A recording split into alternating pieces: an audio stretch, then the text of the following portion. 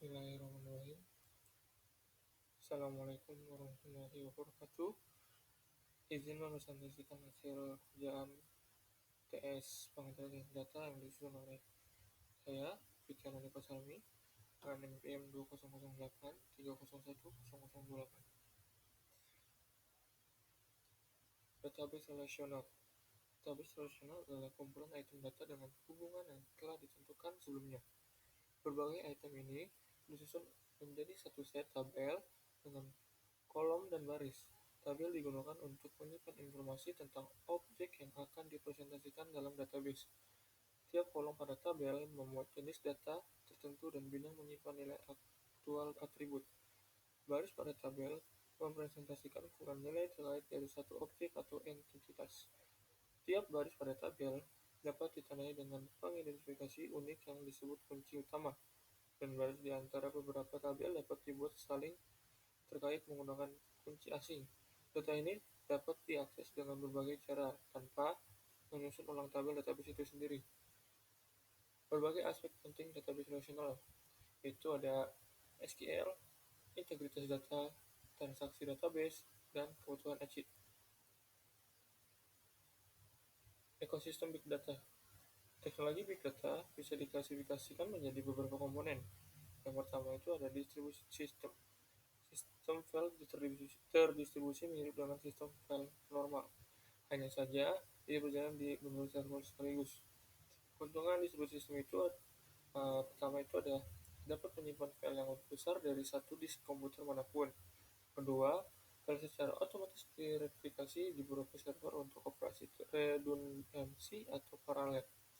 Yang ketiga itu tidak lagi terikat oleh memori atau batasan penyimpanan dari satu server distribusi file sistem menggunakan sistem model lama. Skala performa sistem ditingkatkan melalui penambahan memori ruang penyimpanan dan CPU dan menggunakan sistem model terkini. Skala performa sistem dilakukan melalui penambahan server kecil. Prinsip ini membuat potensi pensekalaan hampir tidak terbatas. Yang kedua, Distributed Programming Framework. Salah satu aspek penting dari bekerja pada hard disk, Anda tidak akan menyesuaikan data ke program Anda, tetapi Anda akan menyesuaikan program Anda ke data. Normal General Purpose Programming Language. Misal membangun sistem benar-benar dari awal, lalu menemui kerumitan. Dalam penggunaan terdistribusi yang pertama itu Anda bisa mengulang jobs yang gagal. Yang kedua, Anda bisa tracking hasil eksekusi dari subproses yang berbeda. Yang ketiga ada Data Integration Framework. Anda perlu memindahkan data dari satu sumber ke sumber lain, lalu Anda perlu menambahkan data, lalu sistem file terdistribusi. Framework untuk integrasi data itu ada extract, peroleh data dari sumber atau data gathering, terus itu ada transform, ubah data sesuai kebutuhan atau data cleansing. Yang terakhir ada load, masukkan data ke target akhir atau data query. Yang keempat itu ada machine learning framework. Machine learning adalah alat untuk programming seperti Python, Spark, Scikit-learn, neural network, dan lain-lain. Yang kelima itu ada NoSQL database. Jika Anda perlu menyimpan data dalam jumlah besar, Anda memerlukan perangkat lunak yang khusus untuk mengolah dan membuat query data. Jenis database baru telah muncul yang dikelompokkan menjadi NoSQL database, NoOnlySQL. NoSQL database memungkinkan pertumbuhan data yang hampir tidak ada habisnya karena penyimpanan atau pemrosesan multi-node dan menangani streaming, grafik, atau bentuk data yang tidak terstruktur. Yang keenam itu ada scheduling tools. Scheduling tools membantu Anda mengotomatiskan tugas yang berulang dan men-trigger jobs berdasarkan events. Yang ketiga ada benchmarking tools. Tugas untuk melakukan pengoptimalan infrastruktur dan konfigurasi big data. Yang delapan itu ada sistem deployment, yaitu menyiapkan infrastruktur big data bukanlah tugas yang mudah dan membantu engineer dalam menerapkan aplikasi baru ke dalam cluster big data. Sistem development tools. Pekerjaan ini mengotomatiskan instalasi dan konfigurasi komponen big data. Yang kesembilan itu ada service programming. Misal Anda mengizinkan orang lain untuk menggunakan modulasi yang dibuat oleh aplikasi Anda. Jadi Anda boleh mengizinkan orang lain untuk mencoba aplikasi yang Anda buat. Itu service programming. Yang 10 itu ada security untuk mengontrol akses data. Jadi kalau Anda sudah mempunyai data, Anda memerlukan security untuk mengontrol semua akses data. Yang C, data science dan data scientist. Apa bedanya? Nah, kalau data science itu ilmu pengetahuan interdisiplin tentang metode komputasi untuk mendapatkan wawasan berharga yang dapat ditindaklanjuti dari kumpulan data yang mencakup 3 fase, yaitu desain data, pengumpulan data, dan analisis data. Selanjutnya ada data science, adalah ilmu yang memultidisiplin ilmu-ilmu tersebut. Dalam rangka selanjutnya, seseorang yang berkecimpung dalam ilmu ini disebut data science. Jadi orang dari data science itu adalah orang yang melakukan data science. Jadi data science itu ilmunya, data scientist itu orangnya. Data engineering dan data engineer. Data engineering adalah ilmu tentang pengumpulan data, sedangkan data engineer adalah orang yang bertugas untuk menyiapkan infrastruktur data yang nantinya akan diolah ataupun dianalisis oleh data scientist. Itu ada data analisis dan data analis. Data analisis adalah proses pemeriksaan, pembersihan, transformasi, dan pemodelan data dengan tujuan menemukan informasi yang berguna, menginformasikan kesimpulan, dan mendukung pengambilan keputusan. Sedangkan data analis adalah orang yang melakukannya. Soal nomor 2 itu ada rotasi hidup data science atau life cycle data science. Yang pertama itu ada pemahaman bisnis, mengajukan pertanyaan yang relevan dan menentukan sasaran untuk masalah yang perlu ditangani. Lalu itu ada data mining, pengumpulan data dan mengikis data yang diperlukan untuk proyek. Yang ketiga ada data cleaning, perbaiki ketidakkonsistenan dalam data dan menangani nilai-nilai yang hilang. Yang keempat ada data exploration atau eksplorasi data, itu eksploitasi masalah dengan cara menganalisis datanya. Yang kelima ada feature engineering atau fitur teknik. Pilih fitur penting dan bangun yang lebih bermakna dengan menggunakan data mentah yang dimiliki. Yang keenam ada predictive modeling. Modeling machine learning mengevaluasi kinerja mereka dan menggunakannya untuk prediktif. Yang ketujuh itu ada visualisasi data, mempresentasikan apa yang Anda dapat dari data yang Anda peroleh tadi.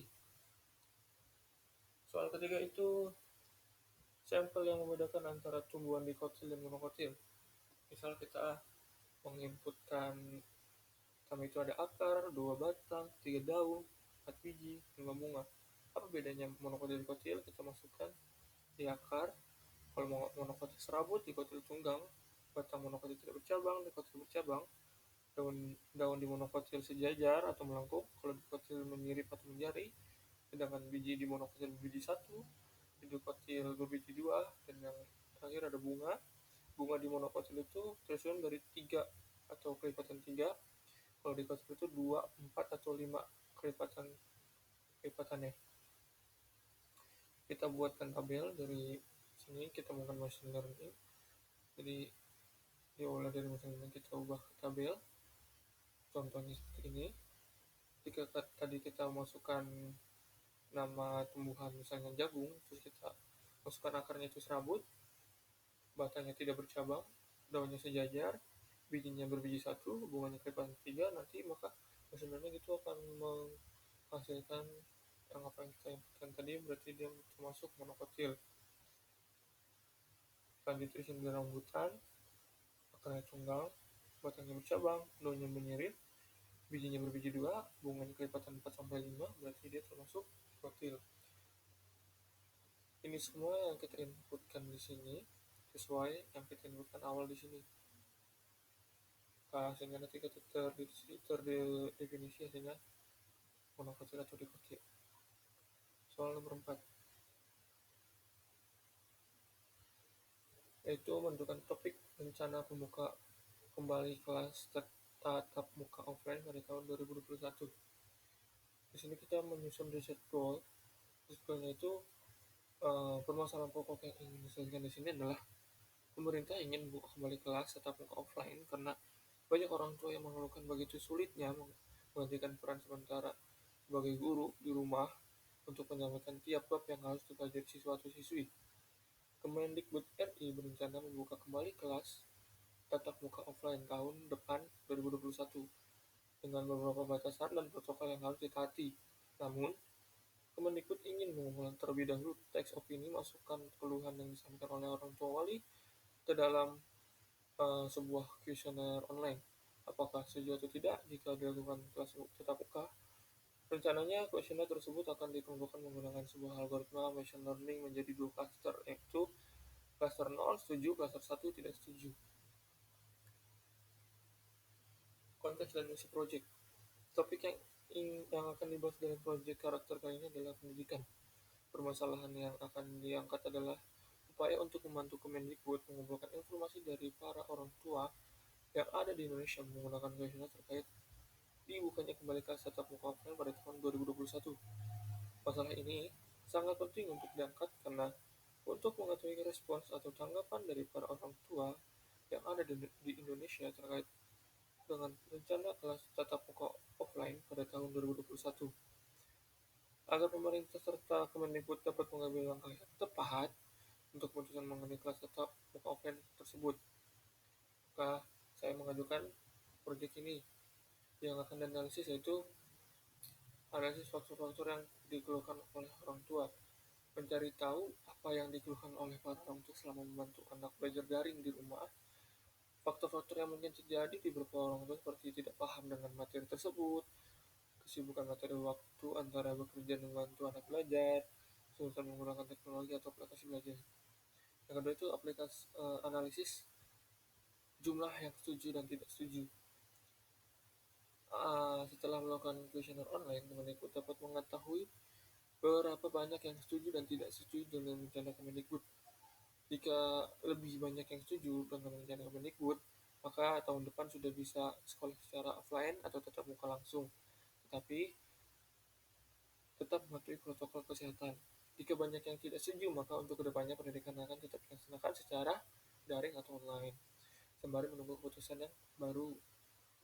Keempat, apa saja resource atau sumber daya yang harus disiapkan? Di sini saya menyiapkan programmer dibutuhkan sebanyak 2 orang untuk membuat website atau aplikasi untuk kuesioner yang akan dibagikan kepada orang tua.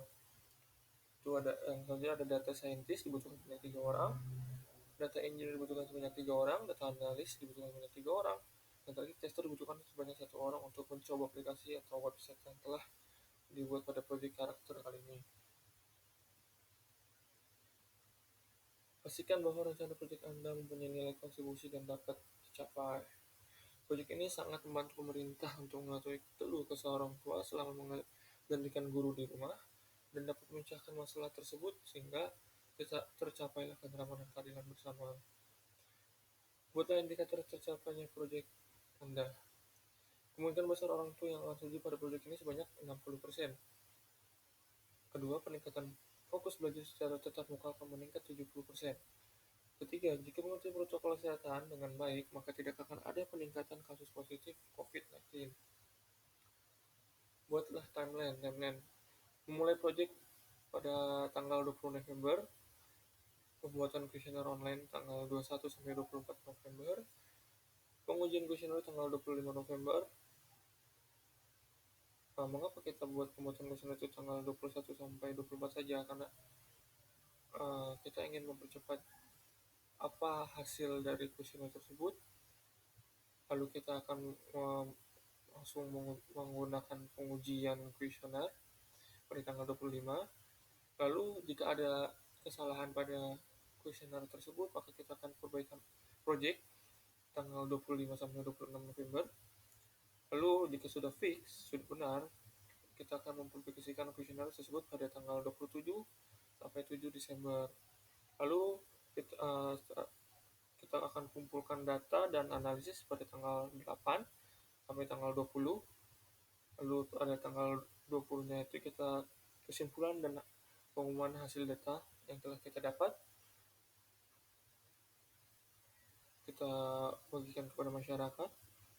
kita bagikan kepada pemerintah apa yang kita dapat, lalu kita diskusikan depannya baiknya bagaimana.